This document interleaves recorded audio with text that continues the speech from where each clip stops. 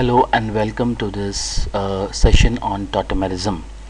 As we can see that tautomerism is basically a phenomena in which acidic hydrogen migrates from one polyvalent atom to other. The idea arises because the alpha hydrogen in a carbonyl compound is acidic in nature and this acidic hydrogen actually migrates from this carbon and reaches to this oxygen. Now this is called a keto-enol tautomerism. We have some other examples as well.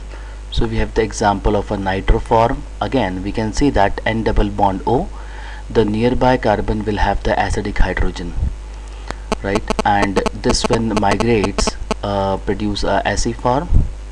Now clearly in this migration is from say the first carbon 1, 2 and 3, so its migration is from 1 to third atom from so this is also called to be a triad system. This is a triad system.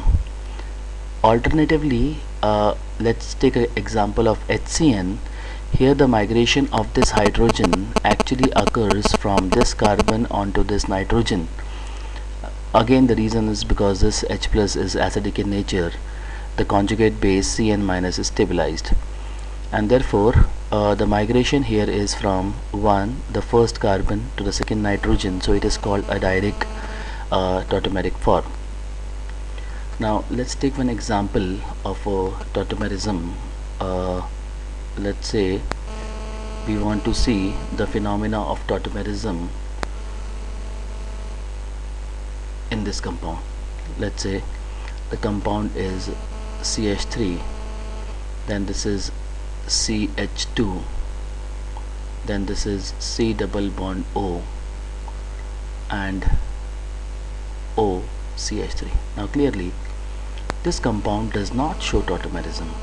The reason is the ester molecule does not have sufficiently acidic hydrogens. Why? Because if we see the charge distribution, this is plus, this is minus, but this carbon is highly stabilized. Why it is highly stabilized? Because we have the lone pair on the adjacent oxygen.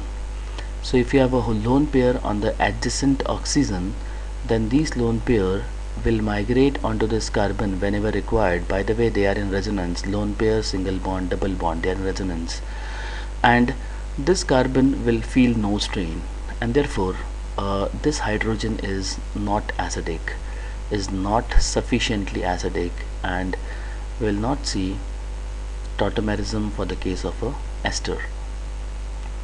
Now the presence of alpha hydrogen is must. Let's take an example of a molecule like this. Let's say CCl3, this is C chloral, C double bond O and H. Now clearly in this example we don't see alpha hydrogen. These are CCl bonds, difficult to break, and therefore what we see is no tautomerism. We see no tautomerism in this case, right? Because we need a acidic hydrogen to migrate. Now there are some compounds where though they have a alpha hydrogen, will not see tautomerism because of some geometrical or maybe steric constraints. Let's take example of this molecule. Let's say double bond, we have double bond of quinone molecule over here. Now it does have a alpha hydrogen over here, but let's say what it becomes once we get to the enol form, when this hydrogen migrates and the double bond shifts. So clearly in that case we are going to get something like this. This double bond is intact, this again is a double bond, and this is OH. Now this is unstable. Why it is unstable? Because the carbon is sp hybridized. The molecule tend to become straight, the bond angle is 180, and there is lot of steric strain. So the molecule is, because of the steric strains, the molecule becomes highly unstable, right? And therefore this is not formed. So the this is the exception. So it does have alpha, it has alpha, right? Alpha hydrogens are there, but does not show tautomerism. Now can there be some Generally we say that the keto form is more stable than the enol form. Can there be a case where the enol forms are more stable? Answer is yes. Let's take an example of a beta keto, right, or a beta diketones. So in this case, if we see clearly, this hydrogen is more acidic because it is surrounded by C double bond O and C double bond O on both the sides, right? So let's say if it migrates, so what happens, the compound, let's say this hydrogen migrates onto this oxygen, this becomes carbon, this is OH, double bond shifts, so we have double bond CH, then we have C double bond O, this is CH3. Now clearly something interesting is there which you can see. First, that there would be a hydrogen bonding in the molecule, so this is a H bond which will strengthen it.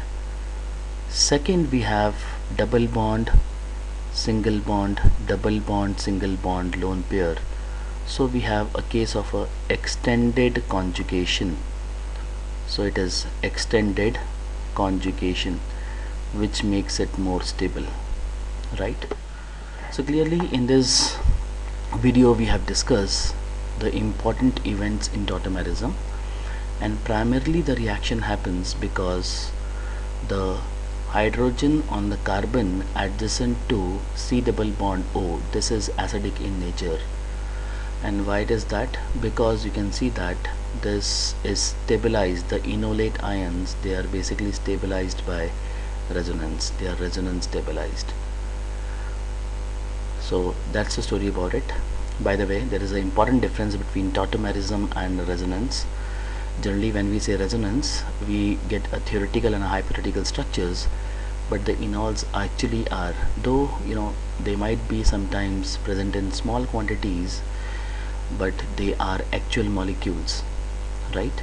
So it is not hypothetical. Tautomerism actually gives rise to a bunch of molecules which actually exist in solutions, though their percentage would be quite different. So this was a brief summary of tautomerism. Hope you enjoyed it. Thanks for watching this video. Thanks.